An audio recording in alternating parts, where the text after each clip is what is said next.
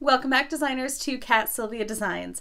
I'm Kat, and today we are going to be experimenting with adding a little wire wrapping to our earring hooks. This is a fun way to add a little extra embellishment to an otherwise simple design. I recommend using round craft wire, and one of my favorite brands for this type of project is Artistic Wire. And the gauge of the wire will be determined by the size of your beads that you choose to use. I have a few design examples to show you, so be sure to stick around until the end. If you're new here, please subscribe and hit that notification bell if you would like to see my weekly videos about the art and business of jewelry design. Also, be sure to follow me over on Instagram and TikTok at Kat Silvia Designs for even more tips and tutorials. As always, everything you are about to see is linked down in that description box for you. All right, let's get into some wire wrapping.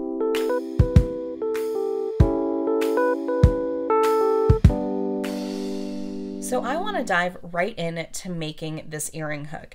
Now today I'm using this hook that I got at Eureka Crystal Beads. I'll leave a special coupon code down below if you're interested in purchasing from Eureka Crystals. And this is a lovely earring hook, so it's going to give us a nice frame on this side with which to work. And I like that it's nice and thick, so it's going to actually provide an extra design element, and it's nice and strong for us. So this is going to be what we're going to be working with here today. Now I told you that the wire is dependent on the size of the beads that you choose to use. So these beads here, these are little seed pearls. Now pearls and gemstones will often have various sizes of holes, even among the same strand. So something I recommend is going for a thinner gauge of wire. So you can see right here I have my 26 gauge, but I'm actually going to be using the 28 gauge here.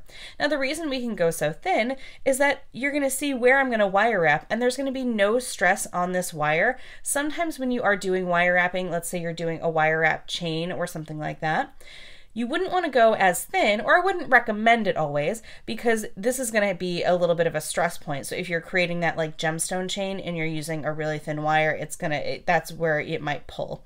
So with this, you're going to see that that's not quite the case. So the only tools that I need are a pair of flush cutters here, and then I have my nylon jaw pliers, which are going to help me straighten that wire. And if you're curious, I have a whole video on using these guys, so I will link that above for you. Okay, let's go ahead and dive right in here. Start by taking your 28 gauge wire off the spool here, and we want to make sure that we're only taking off as much as we need. So we're just going to unhook it and uncoil here, and I'm going to take off, I'd say, about a foot. So I want to place it back into the little notch there that comes on the artistic wire spools, and now I can clip that off and just tuck these under. So now I have my wire that is all separated for me.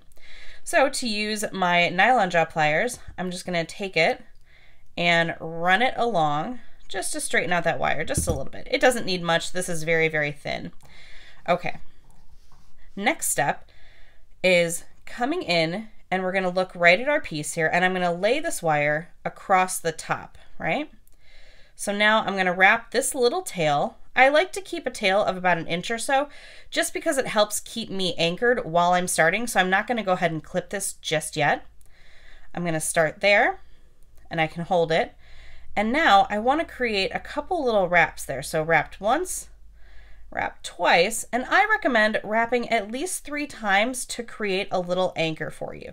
Now you can take your nails, because again, this is really thin wire, so we can just clip that all together. So you see how I have my little piece, it's kind of anchored right there. Let me bring it nice and close to the camera there. So you can have it anchored right there. So now when I bring my wire to the back and bring it towards the front, and you can do this at any point, you can, if you find that you've kinked it a little bit, you can straighten that wire out. Now, coming to one end, I'm going to slip on one of my beads and let it fall all the way down.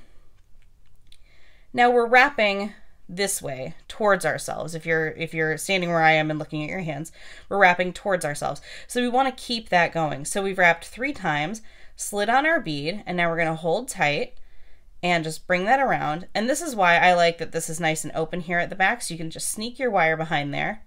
And now we're going to wrap once and twice. Okay, so now we're only going to wrap twice. Now on that third one, you're going to bring it around to the back. So we always want to keep that wire coming up to the back.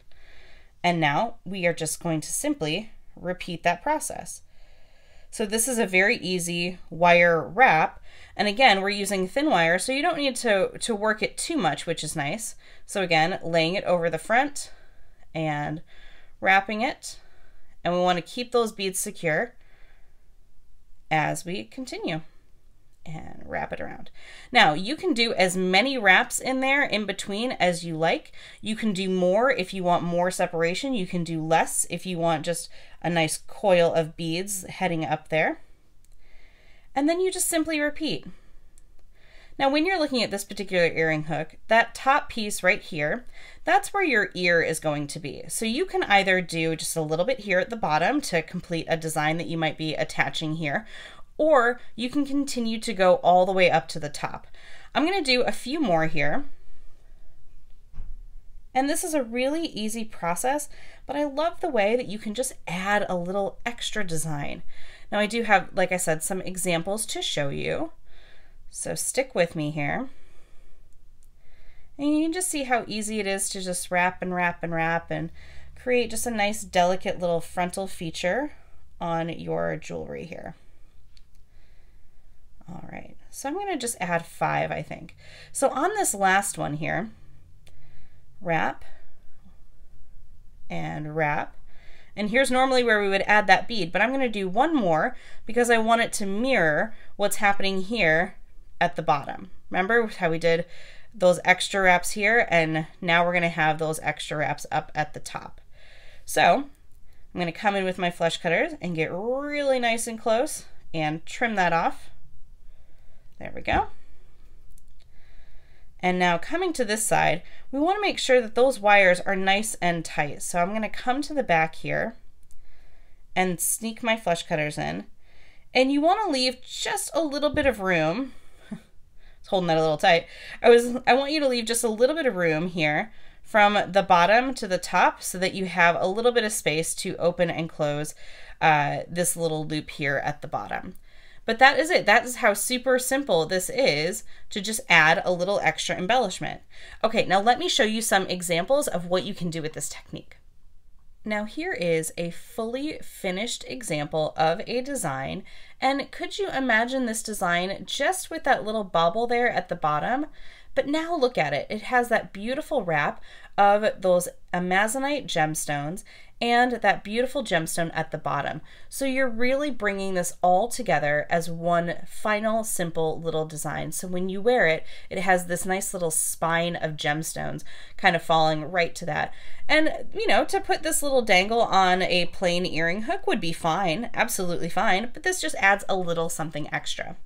Now I want to show you an example here where I used mixed metals. So that is gold seed beads, copper wire, and a silver earring hook. Now this could be really fun to use in a design. Let's say you wanted to create a collection and it was all about mixing the metals.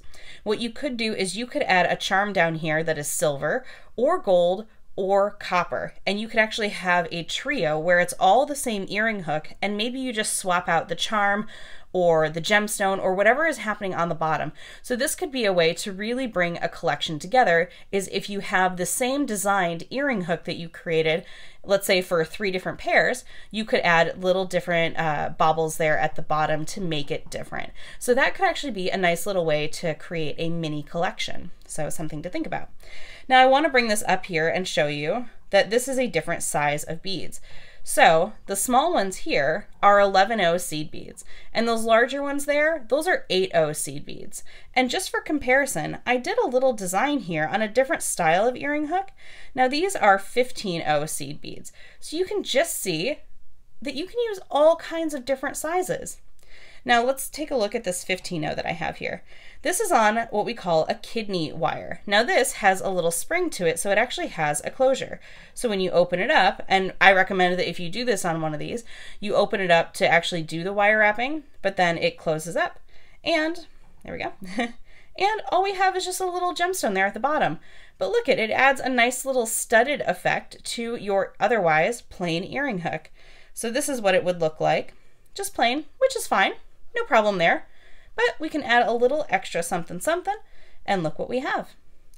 All right, now one of the last examples I want to show you here is on a larger earring hook here, a larger kidney wire, and it just has these little garnet gemstones going all the way up the top.